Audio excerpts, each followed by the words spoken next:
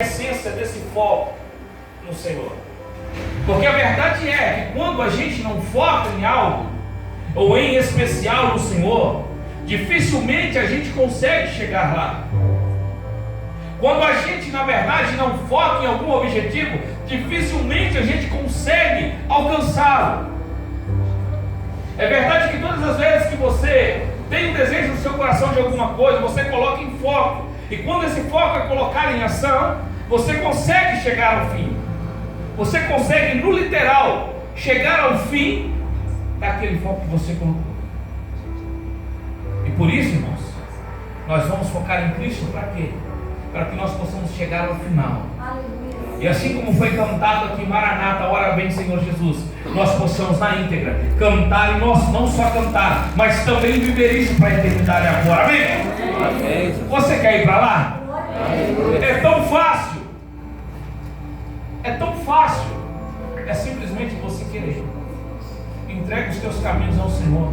Confia nele, no mais ele fará. Amém? Abra só a Bíblia comigo em Atos dos Apóstolos, capítulo de número 20, verso de número 17 em diante.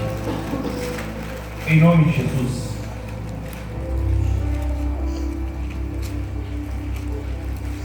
Atos dos Apóstolos, capítulo de número 20, verso de número 17. Nós vamos ler até o verso de número 24. Em nome de Jesus. Glória a Deus. Bendito é o teu santo nome, Jesus. Todos encontraram, irmãos? Amém. Diz assim: de Mileto mandou a Éfeso chamar os anciões da igreja. E logo que chegaram junto dele, disse-lhes: vós bem sabeis, desde o primeiro dia em que entrei na Ásia, como em todo esse tempo me portei no meio de vós, servindo ao Senhor com toda a humildade e com muitas lágrimas e tentações que pelas ciladas dos judeus me sobrevieram. Como nada que útil seja, deixei de vos anunciar e ensinar publicamente pelas casas, testificando tanto aos judeus como aos gregos a conversão a Deus e a fé em nosso Senhor Jesus Cristo.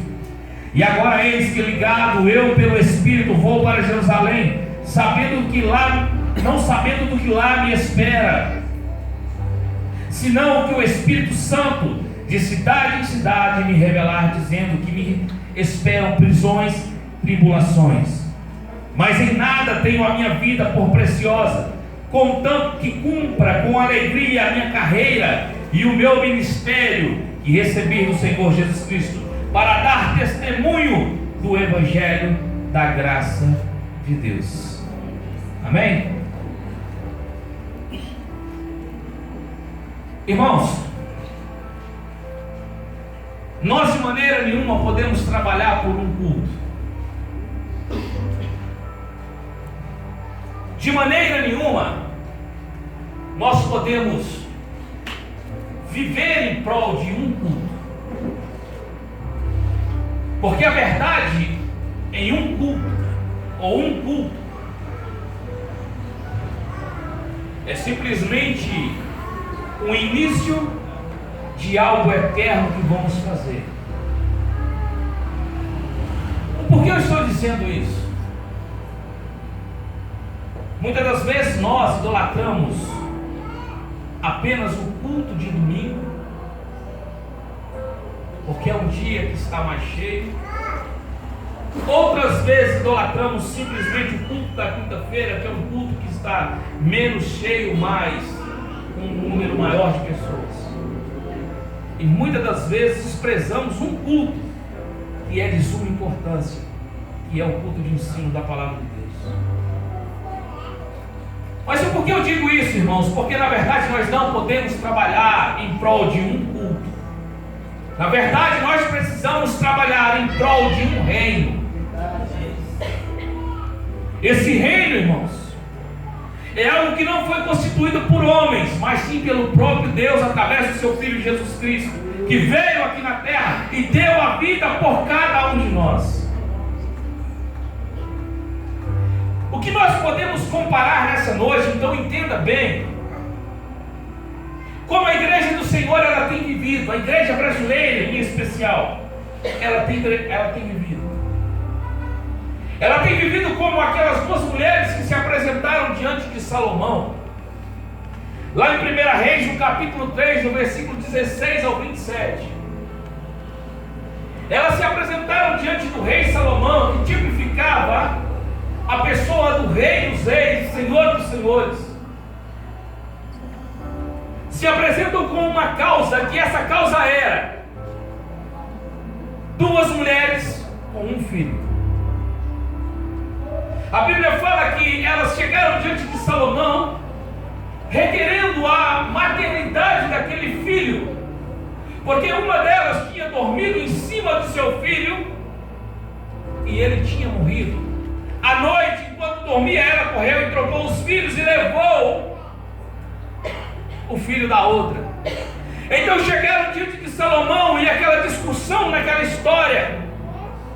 Salomão ouviu a história delas e de repente ele diz para os seus servos: olha, me tragam uma espada.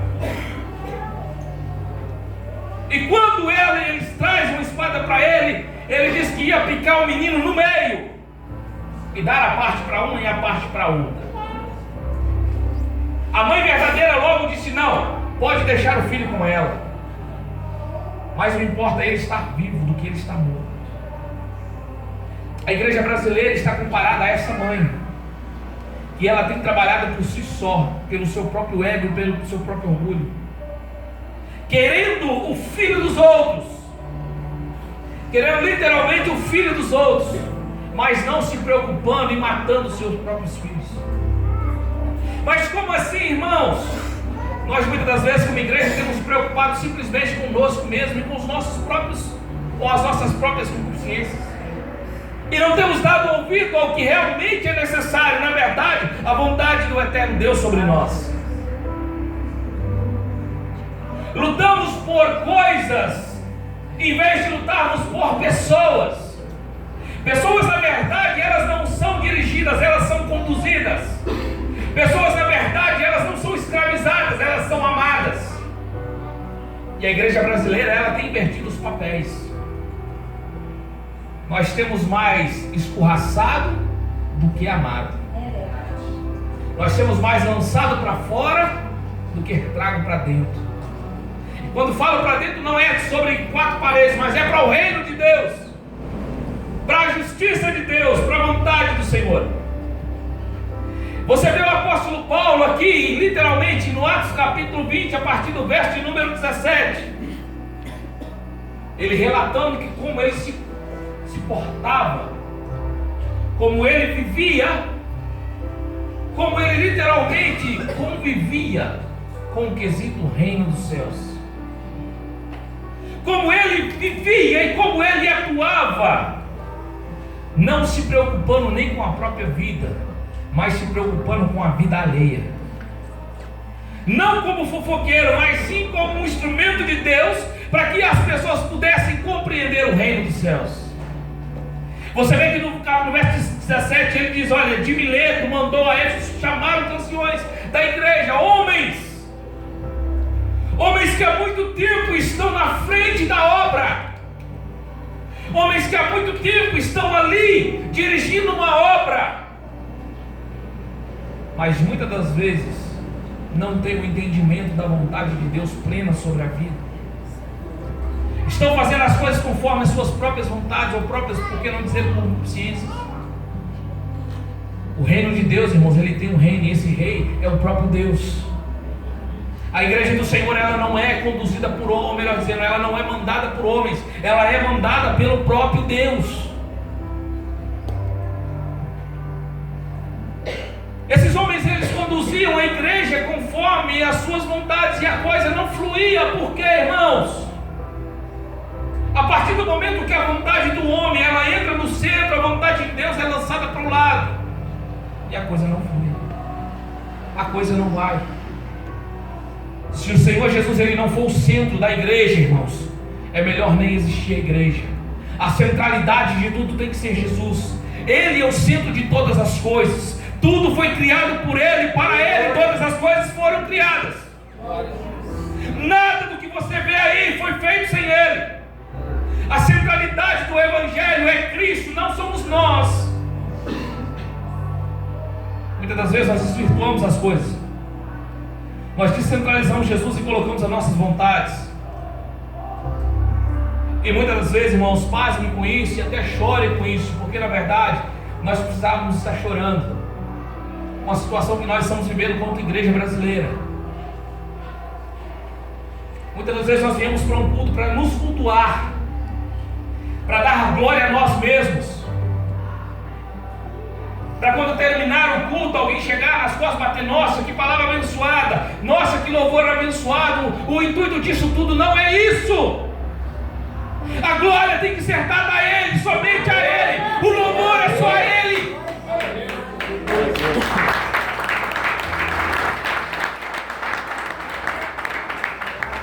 Eu cresci num contexto aonde eu fui ensinado que a idolatria era quando alguém adorava imagens e esculturas, era quando alguém se dobrava diante delas. É uma certa idolatria. Mas vindo a igreja brasileira nos dias atuais, irmãos, nós já estamos longe disso.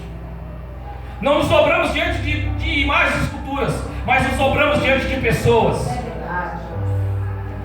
Nos rendemos diante de pessoas e adoramos eles como ídolos. Eu até acho um pouco assim, que aqueles que estão adorando as imagens estão na nossa frente. Sabe por quê? Porque pelo menos as imagens não cobram para cantar nem para pregar.